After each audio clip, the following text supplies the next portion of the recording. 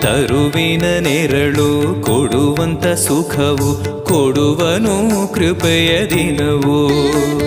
ಸ್ಥಿರ ಇರುವ ಮನ ಎನಗಿರಲಿ, ಶರಣಾಗತಿ ಎಂದು ಬರಲಿ.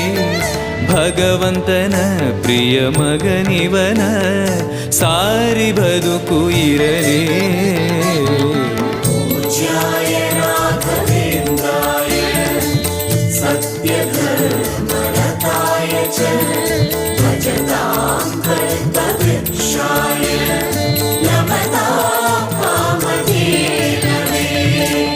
ಆಲಯವೆಂದರೆ ಮಂತ್ರಾಲಯವೇ, ಬೇರೆ ನಾ ಅರಿಯಲಾರೆ. ರಾಜನು ಎಂದರೆ ಶ್ರೀ ಗುರು ರಾಜನೇ, ಮತ್ತು ನಾ ತಿಳಿಯಲಾರೆ. ಆಲಯವೆಂದರೆ